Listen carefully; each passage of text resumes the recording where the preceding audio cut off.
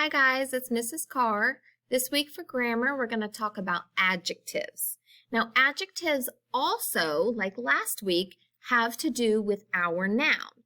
What an adjective does, it is a word that describes a noun. So remember, your noun are your people, places, and things. Your adjective tells about those people, those places, or those things. So one thing an adjective can do is it can tell how many. So look at these nouns: cookie, chores, friends, kids. If an adjective will tell you how many of each of those nouns, here are some really good examples. If we're talking about a cookie and we think, how many cookies? Well, your sentence would have the word one that tells you how many cookies. So one cookie.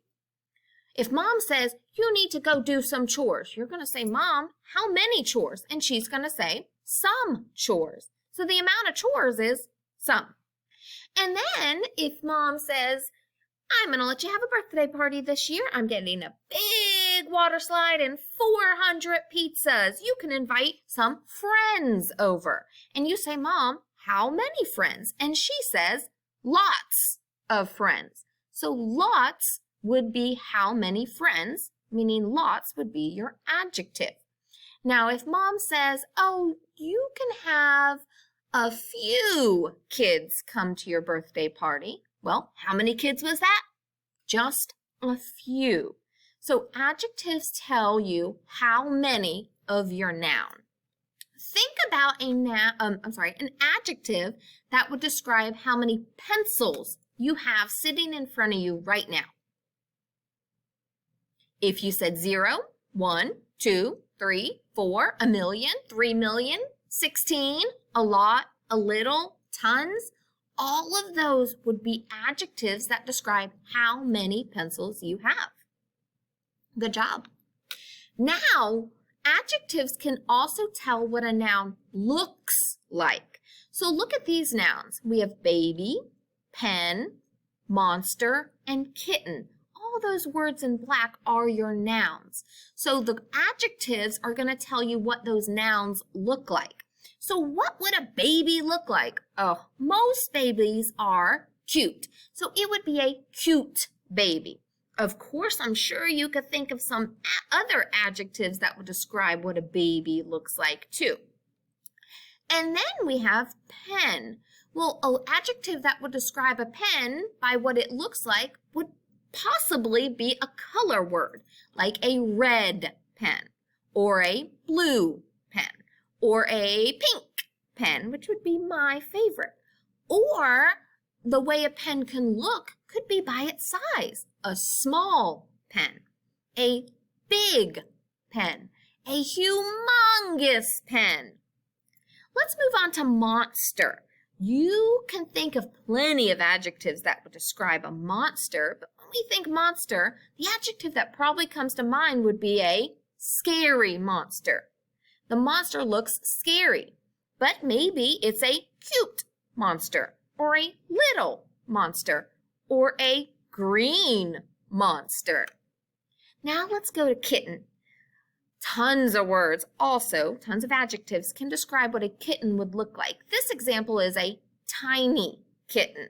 Maybe it's a gray kitten, or a huge kitten, or maybe the kitten looks fluffy, a fluffy kitten.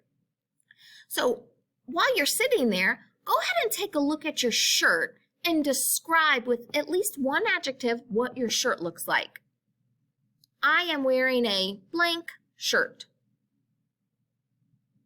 You could have said, for what it looks like, a clean shirt, a dirty shirt, a colorful shirt, a red shirt, a huge shirt, a scary shirt. Lots of adjectives are going to describe what your noun looks like. Noun or adjectives keep going and going because they can also tell what a noun feels like. So here we have our nouns in black, and let's look at some of the examples to describe the noun. The noun is blanket. Well, a blanket can be soft. So you could have a sentence like, I am sitting on the couch with my soft blanket. And that would describe what your blanket feels like. Or a pan. Well, the pan, if mom's cooking, would probably be a hot pan.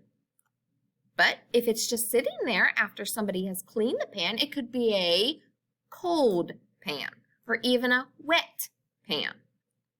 Now, a towel would be another noun that we can put an adjective to describe what it feels like. Well, if you just got out of swimming in the river, it could be a wet towel. But if it was before you got in the water, it might be a dry towel. And that would be what it feels like. And then a knife, that remember we don't play with knives, those are adult tools.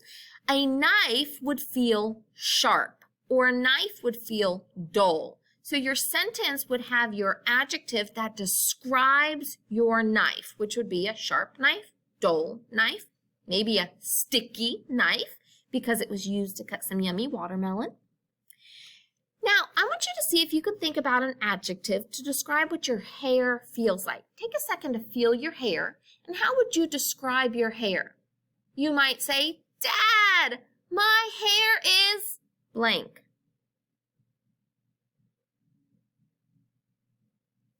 Good. A lot of adjectives that would fit in there are, Dad, my hair feels soft. Dad, my hair feels hot. Dad, my hair feels dirty. Dad, my hair feels sticky. Ooh. Okay, lots of adjectives are used to describe how something feels. Now, next, we're going to talk about adjectives that tell what a noun sounds like. Sound words are also adjectives when they describe a noun. So here we have the example, loud music. Well, music would be our noun. Music can be loud when we're thinking about our sense of hearing. Or a student could be quiet. I am sitting next to the quiet student. And a voice would be a noun, and a voice can be described as sounding beautiful. Like some of these very popular singers we love, we might say, oh, turn the radio up, they have a beautiful voice. Or a sound can sound strange. Like you might sit up and say, what was that strange sound? And that would describe the sound you just heard. So think about some adjectives to describe what the playground might sound like. When there's 45 kids playing on the new playset at school, think about what it sounds like out there. You might say, wow, my best friend, this is a blank playground. Okay, you might have said, wow, my best friend, this is a quiet playground. This is a loud playground. This is a... I can't think of another one. Other sound words to describe a playground. Maybe you thought of some really good ones. Let's look at what else an adjective can describe. Adjectives can also describe how a noun tastes. So we're using all of our senses here. Now, some nouns are meant to be tasted, and some nouns are meant to not be tasted, especially people. Don't go licking your little brother's arm to find out what he tastes like, just for the sake of adjectives. So let's look at some nouns that are supposed to be tasted and think about what they could taste like. Pretzels could be salty. I ate salty pretzels. Popcorn could be buttery. I like buttery popcorn. Or dinner can be tasty. My parents made a tasty dinner. Or corn can be sweet. My favorite is the sweet corn. So think about some adjectives that would describe what your breakfast tasted like. And hopefully it was a good breakfast this morning because you can describe it with those positive tasting words.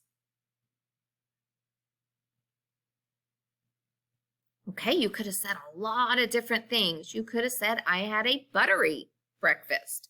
I had a delicious breakfast. I had a sour breakfast. So many different words to describe what something would taste like. So here, let's see if you can come up with an adjective that would describe this noun.